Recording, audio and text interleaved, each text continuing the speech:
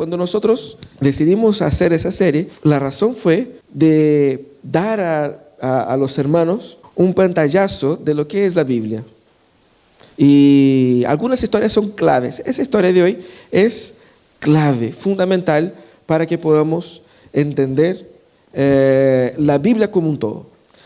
Pero cuando nosotros pensamos la Biblia, entendemos que hay muchas historias y no siempre sabemos cómo llegamos o cómo las cosas llegaron a ser así. Yo me acuerdo que cuando me vine a Chile, era interesante ese momento de conocer las personas y todo eso. Y esa semana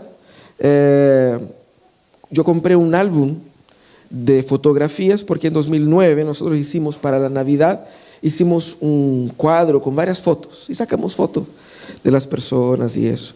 Y hay fotos de diversos hermanos y uno puede imaginarse, por ejemplo, los que hoy día son adolescentes jóvenes, eran niños. Entonces, muy interesante la forma como se pasan los tiempos y las caras van cambiando. Algunos hermanos que estaban con nosotros en ese entonces ya no están aquí, se fueron para otro lado. Algunos hermanos del Señor les llevó, mucha cosa ha cambiado en la forma como hemos dispuesto los bancos, las músicas que cantamos. El tiempo va pasando y las cosas van cambiando y eso se llama historia. Esa es nuestra historia.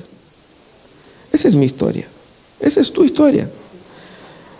La pregunta es, ¿cómo la historia, siendo formada día a día, va preparando lo que soy para lo que se viene mañana?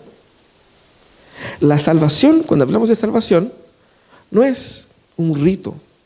La salvación se muestra en la Biblia como desarrollándose históricamente.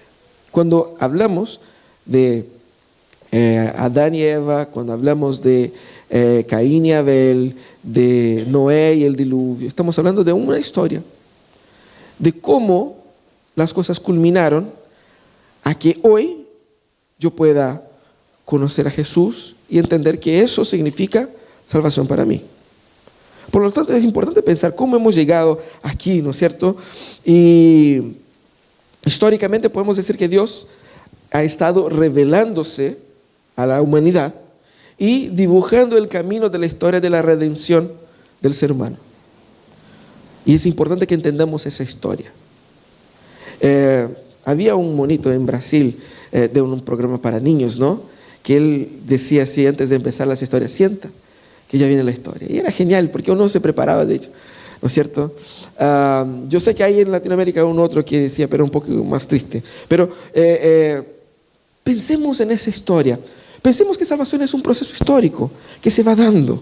Y para eso es interesante ver cómo podemos dibujar eso para simplificar. Si usted ha faltado las últimas semanas, les voy a dar un repaso, así que pongan atención. Primero, contamos aquí la historia de la creación que está en Génesis 1 y 2. Cómo Dios creó el mundo. Dios creó el mundo perfecto y creó a los seres humanos perfectos para una relación con Él. Y eso muestra ¿qué es lo que somos nosotros? Nosotros somos personas creadas para Dios. Y si estamos hoy día cultuando aquí, o si alguien está cultuando en cualquier cultura, de cualquier forma, es porque en el ser humano, independiente de su origen, el ser humano nació diseñado para vivir una relación con Dios. El problema del mundo está en que el Señor le había dado una prueba.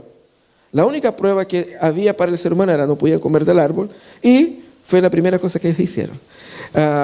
Y ahí el ser humano pecó y perdió la comunión con Dios, perdió su perfección. Ahí el pecado entró en el mundo y por eso estamos como estamos. Pero nosotros estamos como estamos no solamente por causa del pecado, pero también porque Dios ahí en ese mismo momento hizo un pacto con nosotros. Él prometió que iba a venir alguien que iba a derrotar el pecado y la muerte provocada por el pecado y a Satanás. Y ahí entonces inicia la historia de la redención. Después nosotros vemos, como vimos la semana pasada, que la gente se puso muy mala. al punto del Señor tener que resetear el mundo, ¿no es cierto? Fue más o menos eso lo que pasó con el diluvio, ¿no es cierto? La cosa estaba tan desordenada que Él tuvo que, bueno, empecemos de nuevo. ¿Por qué hizo eso? El Señor permitió que el pecado avanzara para que nosotros entendiéramos que el pecado iba a destruir el mundo. Si nosotros estamos aquí, es porque el Señor no permite que el pecado avance más allá y nos destruya. Entonces, con el pacto que hizo con Noé en el diluvio, Él dijo, mira, eso fue para que entendamos el tamaño del pecado, pero de ahora en adelante voy a administrar mi gracia al mundo para que incluso aquellos que no quieren a Dios puedan ser beneficiados con un cierto control en el avance de la maldad. Eso fue todo. Pero es interesante que toda esa historia, la Biblia está hablando del mundo entero. Es una historia universal. Hasta aquí, la historia está hablando de todas las personas del mundo. Pero cuando llega en el capítulo 12, que es el capítulo de hoy, esa historia se reduce a una única familia. Y esa familia va a formar una única nación, que es la nación de Israel. Luego será conocida como la nación de Judá. Y el Señor hace un pacto con Abraham y ahí hace un quiebre en el proceso. ¿Qué es lo que hace el Señor? No que el Señor no se importa con el resto, pero el plan de Dios es de concentrarse en una nación para que a través de esta nación Él manifieste su gracia al mundo. De manera que todo el mundo pueda ser alcanzado por el beneficio de esta nación. Porque de esta nación vendrá aquel que Él prometió allá en Génesis 3, que iba a derrotar a Satanás. Ese es un gran resumen de la historia. Y por eso nos trae al texto de hoy. El Señor, en aquella época había obviamente gente que estaba adorando al Señor y gente que no adoraba al Señor. Había todo tipo de gente. Pero el Señor va y llama a un hombre llamado Abraham y dice el Señor a Abraham, deja tu tierra y tus parientes y la casa de tu padre y vete a la tierra que te mostraré. Haré de ti una nación grande y te bendeciré y haré famoso tu nombre y serás una bendición. Bendeciré a los que te bendigan y maldeciré a los que te maldigan, y por medio de ti serán bendecidas todas las familias de la tierra. El Señor llama a un hombre común y corriente de su época y le hace esa promesa. Él no había hecho a nadie una promesa de este tamaño. Y vamos a ver lo fantástico de esa promesa. Pero sabemos que a veces el ser humano como que duda un poco, ¿no? A veces. Y el Señor entonces reitera varias veces lo que Él prometió. Llega un momento donde Abraham estaba así como que, pucha Señor, yo ya soy, en ese entonces Abraham tenía 75 años. Pasaron algunos años más y Abraham, el Señor aparece a Abraham y Abraham dice, pucha Señor, ¿sabe qué? Me dijiste que iba a tener muchos hijos, pero yo estoy más viejo, mi señora está más vieja aún y todavía no he tenido ningún hijo. Y yo estoy de repente que me muero y la cosa queda con los bienes quedan con el hijo del siervo. Y el Señor va y habla con Abraham y dice, ahí dice, ¿no es cierto? Abraham a Dios, ¿para qué me vas a darme algo si aún sigo sin tener hijos? Y el heredero de mis bienes será Eliezer de Damasco. ¿Cómo no me has dado ningún hijo? Mi herencia la recibirá uno de mis criados. El Señor le responde, no, ese hombre no ha de ser su heredero. Le contestó el Señor, tu heredero será tu propio hijo. Luego el Señor le llevó afuera y le dijo, mira hacia el cielo y cuenta las estrellas, a ver si puedes. Así de numerosa será tu descendencia. Abraham creyó al Señor y el Señor se lo reconoció como justicia. El Señor prometió a Abraham que él sería el primer de una nación. Él tenía hijos, iba a tener hijos en multitud. Y Abraham, sin tener ninguna prueba más que la misma palabra de Dios, creyó. Nosotros cuando pensamos en esto, tenemos que entender un poco el contexto. ¿Quiénes eran esos dos? Ellos todavía se llamaban Abraham y Sarai. Después Dios les cambió el nombre, pero ellos eran de una ciudad, de una región llamada Ur, que estaba 1500 kilómetros de distancia de Canaán. Ellos salieron de Ur y fueron a una región llamada Harán, junto con el papá de Abraham, y se quedaron ahí. Él estaba con su familia, estaba con Sarai, y Sarai era una mujer que no pudo tener hijos, era estéril. Y ellos ya tenían cierta edad. Abraham ya tenía sus 70 y tantos, Sarai ya debía estar en la casa de los 50, ella era un poquito más joven. Entonces, ellos estaban en esa región, y en ese contexto el Señor va y les llama y le dice, deja tu familia, deja tus bienes, los bienes que él recibiría como herencia por la muerte de su padre, deja todo y va hacia un lugar donde yo te voy a mostrar. El Señor no le dijo dónde. Y es importante que entendamos, cuando el Señor dice eso, no es simplemente como nosotros que hacemos un par de maletas y nos vamos. Él tenía siervos, él tenía esclavos, él tenía camellos, él tenía animales, él tenía gente, él tenía una comitiva. Estamos hablando de un viaje de cientos de personas, más los animales, más los bienes, más las cosas. Estamos hablando de viajar solos por el mundo, en un mundo donde no había los guardias que protegían los caminos, no había la policía, no había ningún tipo de protección. Estamos hablando de salir en el mundo sin un destino.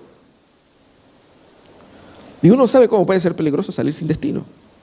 De eso estamos hablando aquí. No estamos hablando de algo fácil de hacer. Estamos hablando de una de las decisiones más difíciles que un hombre responsable tuvo que tomar.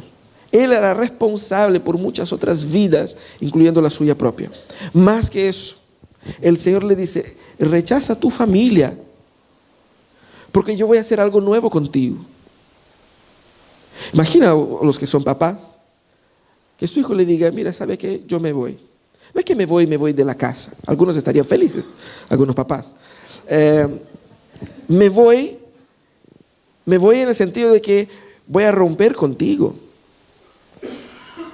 Voy a romper contigo, voy para nunca más volver, para no ser más tu hijo. Voy y no vuelvo. Eso es grave, eso es serio. Por lo tanto, lo que nosotros vemos aquí es algo bastante interesante. Él dejó todas atrás en obediencia a Dios y se transformó en el padre de la nación, por medio de la cual Dios iba a traer el Redentor y con ella la redención. Qué forma de entrar en la historia. Pero pensemos en esa historia. Hay 5 principios que yo creo que pueden representar, que nos pueden ayudar a entender bien esa historia aplicando a nuestro contexto. 5 principios de la salvación que se encuentran en esa historia. Porque como vimos, utilizamos un texto que está en el capítulo 12, luego un texto que está en el capítulo 15 para no hacer leer, ¿no es cierto?, todos los 20 capítulos que cuenta la historia de Abraham. Pero te puede hacer en la casa, ¿no es cierto? Hoy día, el día del Señor, te puede volver a la casa, ¿no es cierto? Después de ahí, en la 11, leer ahí un par de capítulos. Va a ser de bendición para ti. Pero 5 principios para los que están tomando apuntes. 5 principios. El primer principio es el principio de la elección. No de las elecciones, ¿no?, como vamos a ver el próximo año. De la elección. Tampoco de la elección como concepto teológico que vemos en el Nuevo Testamento. Algo que es relacionado a eso, obviamente, pero cuando hablamos de elección aquí, estamos hablando de que literalmente, de toda la gente del mundo, el Señor va y selecciona, elige y llama a Abraham. El Señor hasta el capítulo 11 estaba relacionándose con el mundo como un todo. En el capítulo 12 en adelante, Él se concentra en una familia, en un pueblo, en un hombre. Él llama y dice, deja tu tierra y tus parientes y la casa de tu padre y vete hacia donde yo te mostraré. El Señor llama y elige no a Abraham y a su hermano, no a Abraham y su sobrino, no a Abraham y su cuñado, no, a Abraham, él y su esposa. Y el Señor quiso hacer una nación a partir de él. El Señor no hizo una nación con la gente que ya había, con las naciones que ya habían sido constituidas en aquel momento. Él quiso empezar del cero, una nación con él. ¿Qué es lo que esto significa? ¿Qué es lo que significa que el Señor haya elegido a Abraham? Primero, el Señor lo separa de la familia. El hecho de separar es el hecho de no separar para que estén distantes unos del otro. El Señor los separa para sí. El Señor lo escoge para sí. Él no deja a Abraham sin familia. Él dice a Abraham, ahora su familia soy yo. Literalmente, al dejar su familia, significa que el Señor lo adoptó. Ahora su padre no era más Taré, que tiene un nombre muy chistoso, Taré. No era más Taré. Su padre era Dios. Él lo separa para sí. Deja tu familia porque yo tengo una otra familia mucho más bacán para ti. Y trae a Abraham para sí. También es importante entender que Abraham no fue escogido por Dios porque él era lo mejor que había en ese momento. No había en él mérito alguno. La palabra nos muestra que no había nada en él que se destacara. Primero, no era el primogénito, era el segundo, el del medio. Segundo, ya era un tipo mayor, ya tenía sus años, no ha tenido hijos, lo que mostraba que era una persona que no tenía mucho potencial, que digamos. Había prosperado económicamente, pero en términos de hacer una nación, no era la mejor opción. Pensemos nosotros si fuéramos Dios por un minuto. Lo que obviamente es algo absurdo. ¿A quién escogeríamos? Escogeríamos un matrimonio joven, con muchos años para vivir, con mucho potencial para tener muchos hijos, gente que no ha tenido muchos atados, no ha tenido muchos problemas, no ha tenido mucha cosa que dejar hacia atrás. No tiene mucha historia, puede comenzar de cero con gente que está 100%. Pero el Señor separa una pareja, un matrimonio, que definitivamente no se encaja en los estándares, ¿no? También Dios muestra a través de este llamado que Él está construyendo una historia de salvación. Él ha decidido salvar al hombre y no es el hombre que se salva a sí mismo. Él, al llamar a Abraham, Él está diciendo a Abraham y a nosotros que la historia de la salvación la escribe Dios. Y Él salva a quien quiere, a través de quien Él quiere salvar. Él utilizó a Abraham para que hoy día nosotros pudiéramos conocer a Jesús. Por lo tanto, el hecho de que Dios haya separado a Abraham, elegido a Abraham, significa que Dios ha sido intencional en encontrarte a ti, en buscarte a ti, porque esa historia también es tu historia. Ese es el primer principio, el principio de la elección. Hay un segundo principio en ese texto, que es el principio de la tierra. Ve lo que el Señor promete a Abraham. El Señor dijo a Abraham, deja tu tierra y tus parientes y la casa de tu padre y vete a la tierra y yo te mostraré. Más adelante el Señor va a decir que esa tierra será tuya y de tus parientes y de tu familia. El Señor le promete a Abraham un territorio. Y nosotros sabemos que para ser una nación uno necesita de tener un territorio y más que eso, ¿qué es lo que significa el hecho de tener una tierra?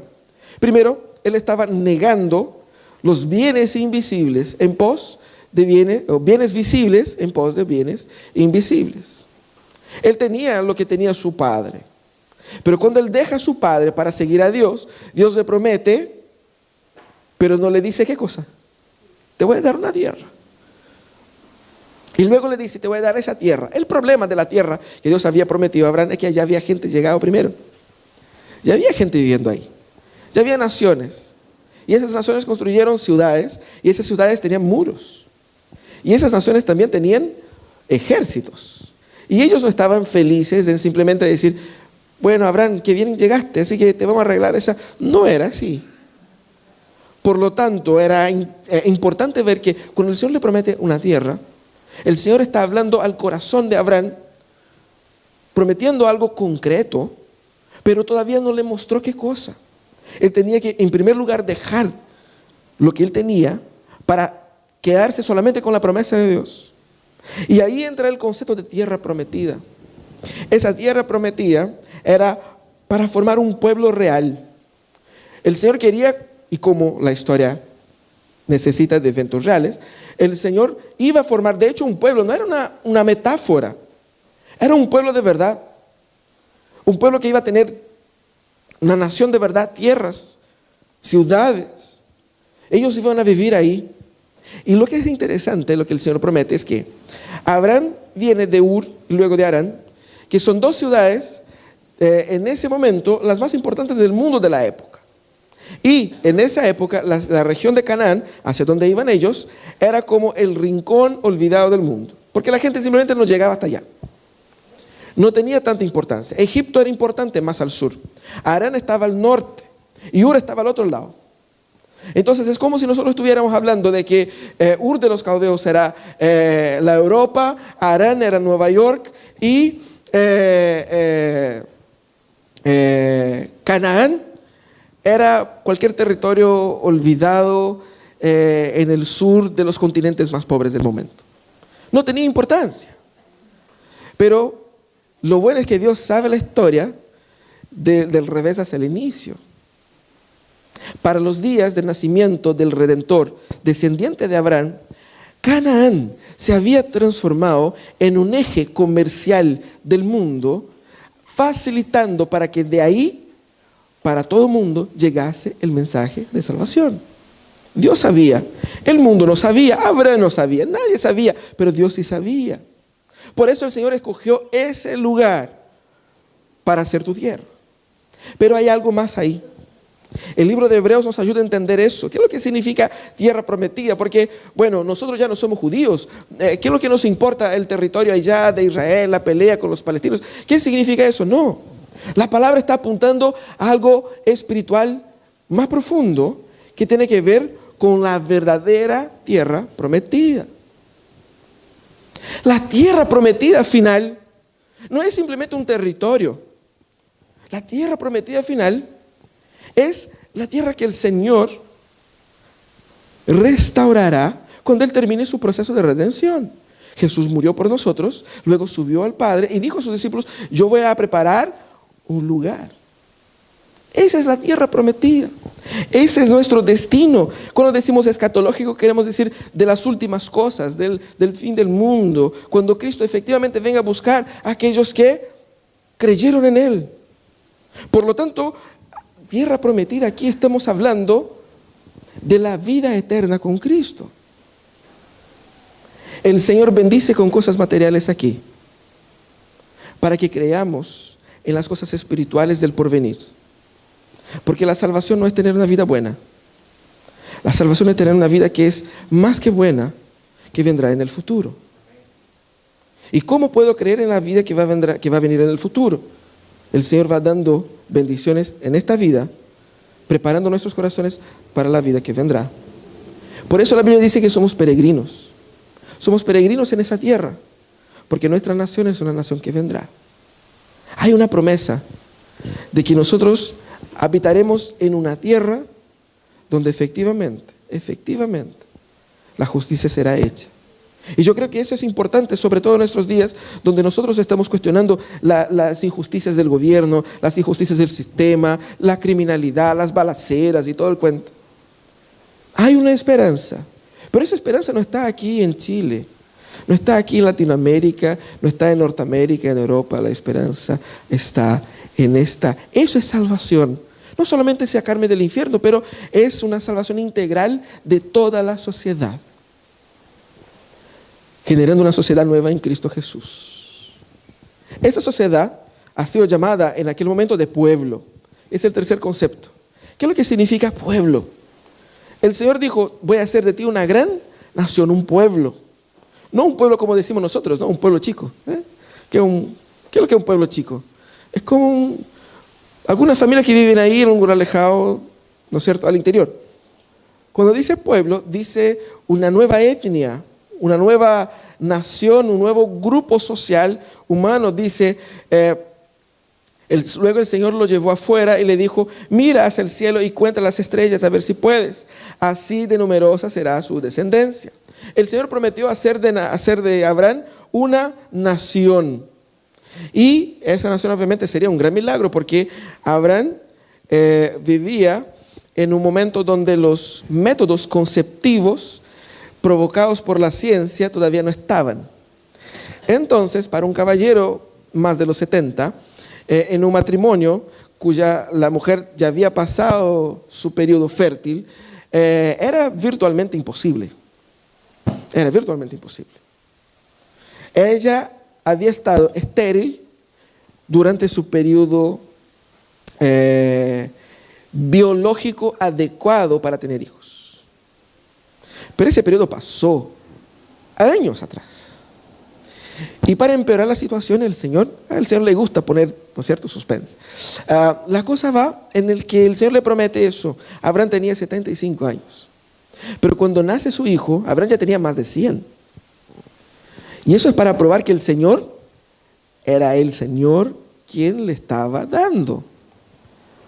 No era un acaso científico, un hallazgo único. No, era un verdadero milagro. Era un verdadero milagro. El Señor ha hecho todo eso para decir a nosotros una y otra vez, la salvación lo hace Él. No producimos nosotros. Y Él quería formar un pueblo, una gran nación. La grandiosidad de la promesa está en el tamaño de la nación. Bueno, Él iba a tener un hijo, pero ese hijo iba a tener muchos otros hijos, iba a generar una gran nación y Él sería el padre de esa nación. ¿Qué es lo que eso significa? Significa que el Señor iba a través de Abraham formar un grupo social que iba a mostrarse grande lo suficiente para el mundo, para que a través de esa grandiosidad apuntar para la gran obra de este gran Dios. La forma como Dios decidió salvar al mundo es formando un pueblo. Y que a través de ese pueblo iba a venir el Redentor. Y sería el pueblo del Redentor. Y ese pueblo iba a ser la muestra para todo el mundo de que hay esperanza, de que hay justicia, de que hay salvación. Más adelante, siglos después, cuando el Señor da la ley a Moisés y Moisés está orientando a la gente a cómo obedecer la ley, Moisés dice a la gente, mira, ustedes van a obedecer la ley de Dios y el mundo va a saber que hay justicia en ese mundo.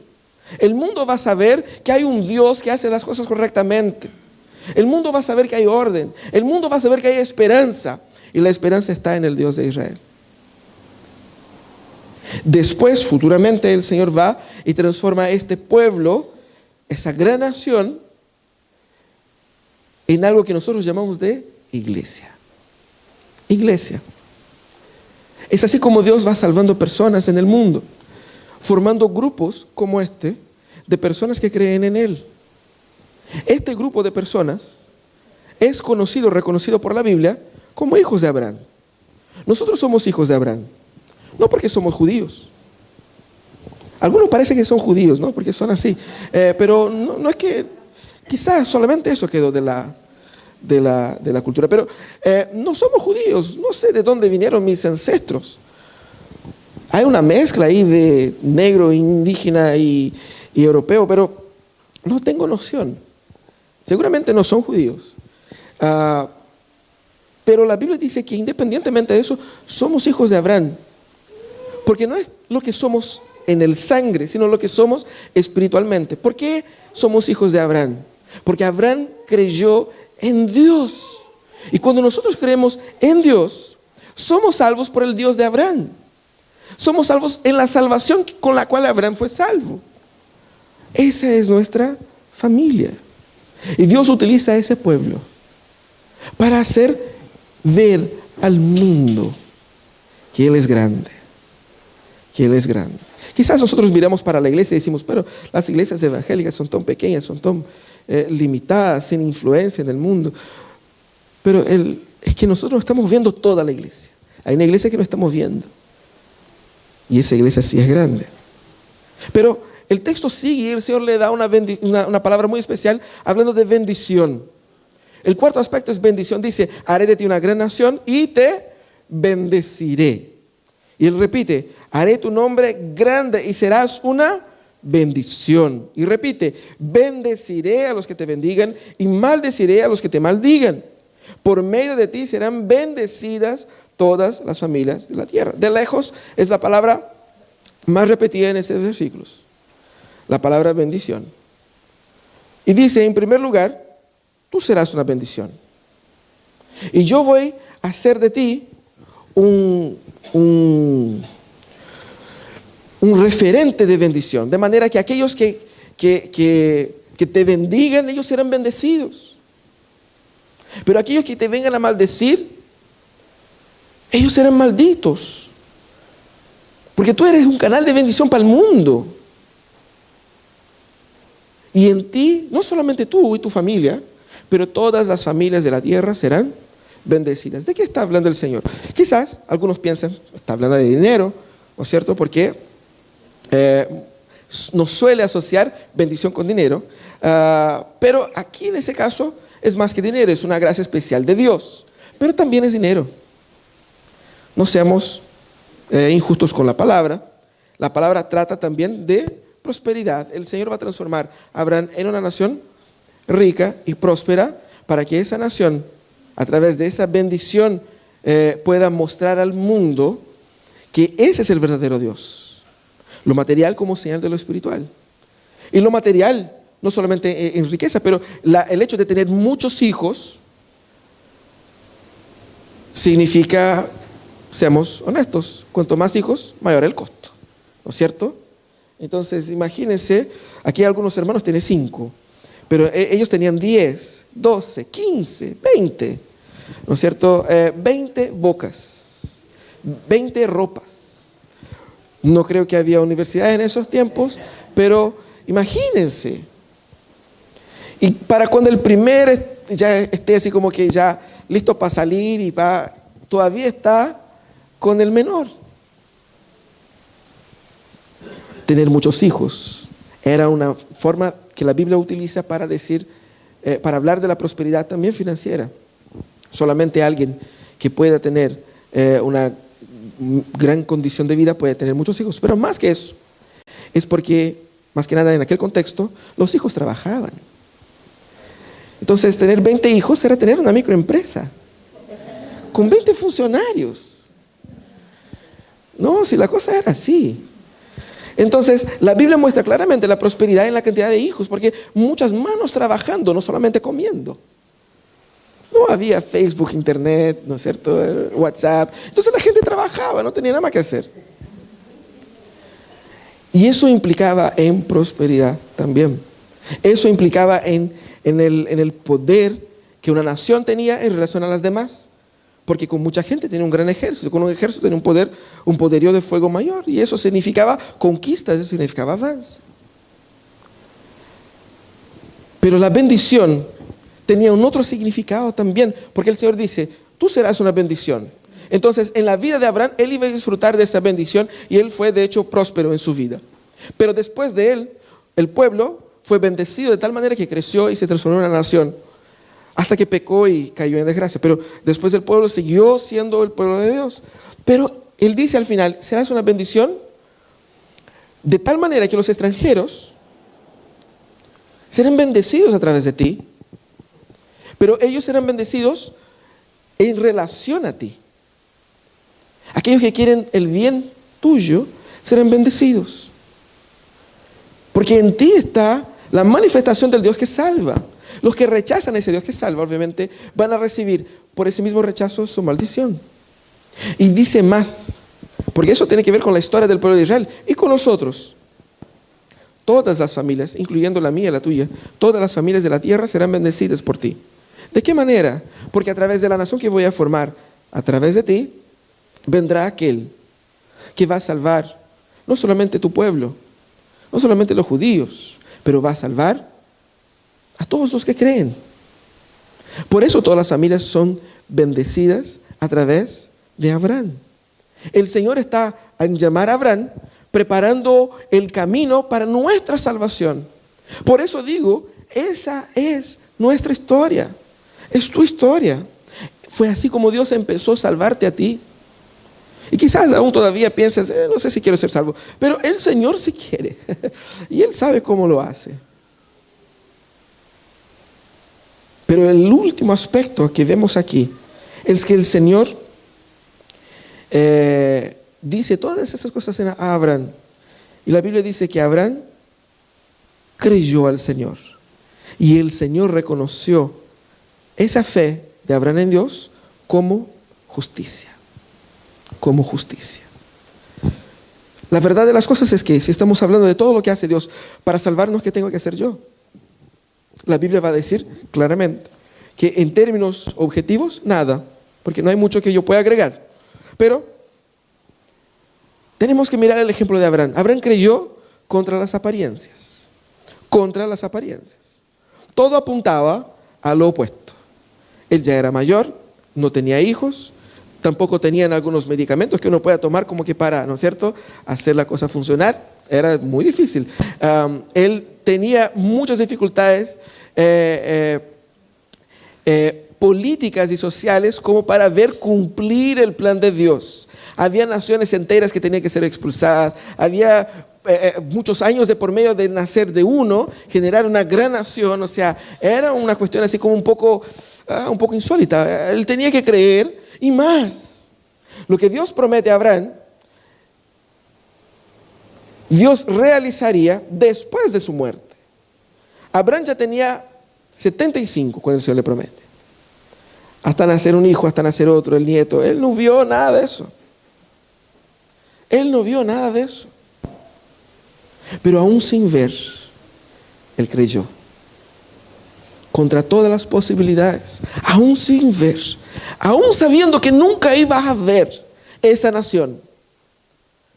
Él creyó. Únicamente en la palabra de Dios. También es importante entender que la fe es el elemento fundamental de la salvación.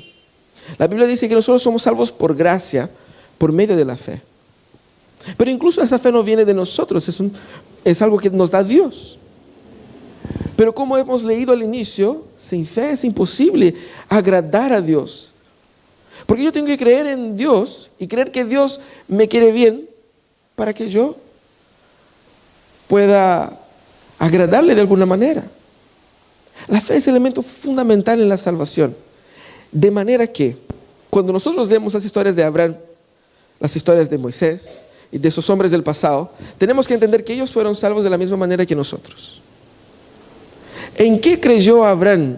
Abraham creyó que había un Dios que salvaba al ser humano y ese Dios tenía un plan. Él no conocía, no sabía los detalles, pero él creyó que Dios le iba a salvar. ¿Cómo somos salvos nosotros hoy día? Creyendo que hay un Dios que salva al ser humano. Nosotros sabemos la historia. Podemos mirar al pasado. Abraham miraba al futuro. Abraham creyó en lo que Dios iba a hacer. Nosotros somos llamados a creer en lo que Dios hizo. Por lo tanto, somos salvos de la misma manera. Y somos llamados a creer en ese Dios. Esa misma fe es el resultado de la acción de Dios en nuestras vidas. El Señor nos presenta todos estos datos. El Señor nos presenta la palabra y nos expone a todo eso lo que estamos conversando en esa mañana, porque Él quiere trabajar en nuestros corazones. Él quiere que creamos. El Evangelio de Juan dice al final que esas cosas fueron escritas para que creemos que Jesús era el Hijo de Dios, que Jesús era el Salvador. Por lo tanto, debemos entender que esa fe es fundamental para la salvación. No soy salvo por lo que hago, soy salvo solamente por lo que creo, en lo que Él hizo. El Señor no te ama porque te portas bien. El Señor te ama pese a que te portes mal. Pero el Señor te llama a creer en Él, a creer en Él, a creer que Él es el Salvador y no tú. Y la pregunta que hacemos es, ¿crees tú? ¿Crees tú en eso? ¿Crees que Jesús es el Salvador? ¿Crees tú que es solamente Dios el que salva y no mis buenas obras? No mi ética, no mi comportamiento social, no mi religiosidad, solamente Él. ¿Crees tú en que Dios tiene un destino mejor? Un futuro mejor. El futuro y el plan de Dios para ti no es simplemente darte una vida cómoda. Es darte una vida tan plena que una vida cómoda sería absolutamente pérdida de tiempo. ¿Crees tú que Dios tiene un destino mejor para ti? ¿Crees tú que Dios nos hace su pueblo? que nos hace su familia. Cuando Dios llama a Abraham para que dejara su familia, llama a Abraham a ser parte de la familia de Dios, Él dice lo mismo para nosotros. ¿Cuántos y cuántos tienen historias trágicas en la familia? El Señor te llama a unirse a una nueva familia, a vivir como una nueva familia, donde Él es el Padre y donde nosotros somos hermanos. En esa familia, mi familia carnal, puede encontrar esperanza. Pero sin esa familia de Dios, yo no puedo encontrar la misma esperanza. Somos también llamados a creer que la bendición máxima es Cristo. No es el dinero, no son los recursos, no es la prosperidad, no es el éxito que pueda tener profesionalmente, no es mi buen nombre. La gran bendición que Dios nos da es Cristo. Y debemos por fin creer que nos basta creer en Él. Nos basta con creer en Jesús. ¿Crees tú en eso?